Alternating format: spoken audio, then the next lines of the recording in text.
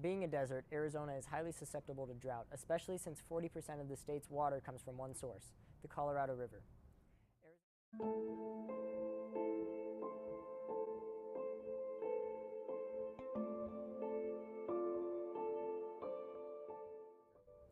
Arizona's annual usage of water amounts to 3 trillion gallons, an astronomical figure.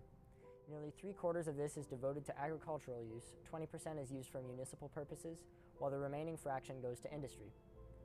Since 1980, Arizona's annual water usage has actually decreased and now rests at about 6.9 million acre-feet of water. In previous years, the Colorado River has supplied between 16 and 20 million acre-feet, but now its flow is dwindling to just over 7 million. While this may not seem to have immediate importance, the Colorado River must be divided between 7 states and parts of Mexico, meaning that soon the river may not provide enough water to sustain the people that currently depend on it. The ethics surrounding the government's involvement with our water is crucial to the water challenge. To understand the ethics behind water, we have to define exactly what our water rights are. Since 2010, access to clean water was recognized as a human right by the United Nations. The UN's essential human rights states every human has the right to life. Water, along with oxygen, is essential to any life form on Earth. Therefore, according to the UN, water is a human right. Having established what our water rights are, what is an example of the violation of this right? How can we fix it, and how should the government be involved? On a local scale, there are significant complexities we must consider in ethics surrounding water.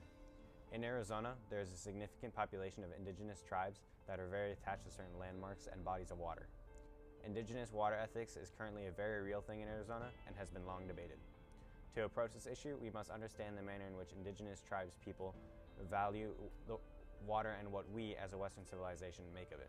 In North Dakota and Illinois, there was a water scandal regarding the Standing Rock tribe and its interactions with the police.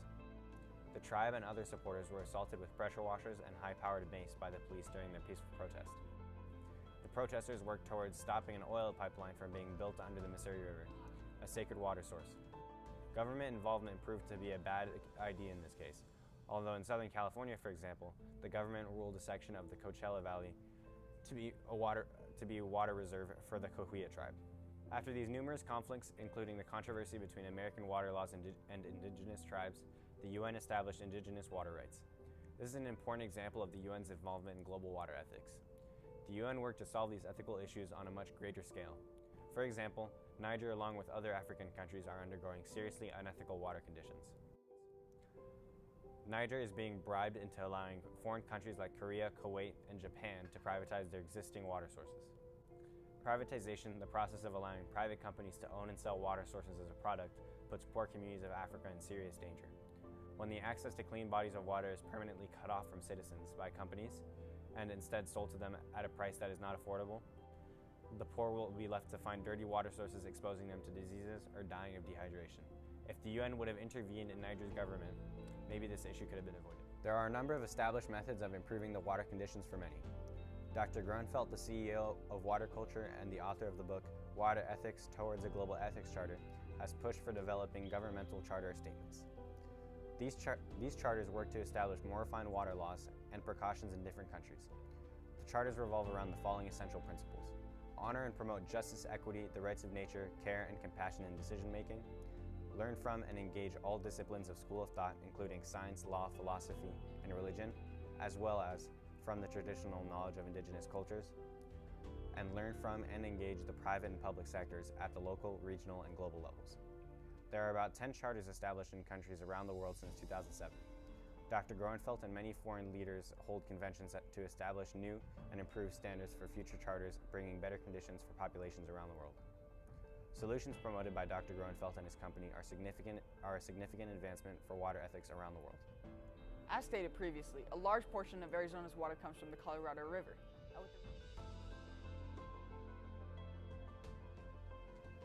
Currently, Arizona has 2 major water usage plans: safe yield and assured water supply.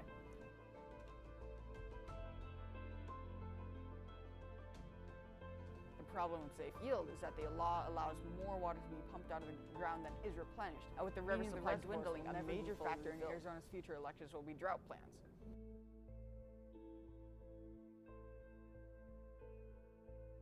Safe yield restricts the amount of water pumped out of the ground proportionally with how much of the reservoir is falling into a drought without ample time to prepare.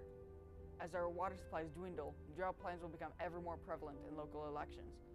Globally, the challenge persists. Assured water supply, conversely, is geared more towards the future planning and requires major Arizona cities to present an annual water supply for drastic measures to prevent this disaster.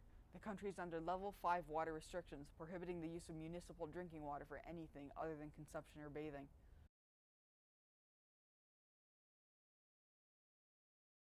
South Africa is currently in a drought so severe a quarter of the country might run out of water next summer.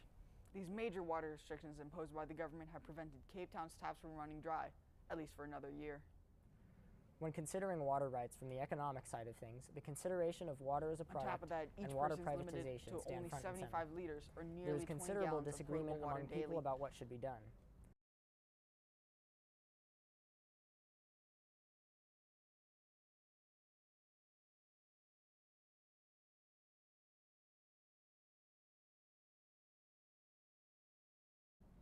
Diminished flow in the Colorado River would severely hurt this aspect of Arizona's economy, as it would damage habitats and other resources.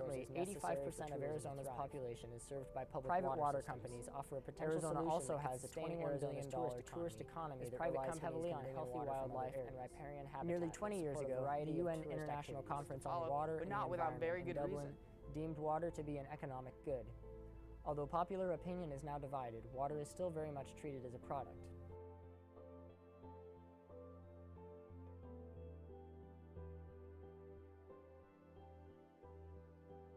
However, the government deemed it cost prohibitive. From the citizens' perspective, though, they still have to pay substantial premiums to local government water suppliers for water that is still unsafe. Demand for water in Lagos in increased Nigeria, with the population growth made and them will only move to continue partner to with a do large so, private as water will demand company in the rest of the that would world. lay pipes providing clean drinking water to millions In the of future, citizens. Governments will be incapable of supplying the increased population of the world with water without the help of private companies, as illustrated by the situation in Lagos, Nigeria.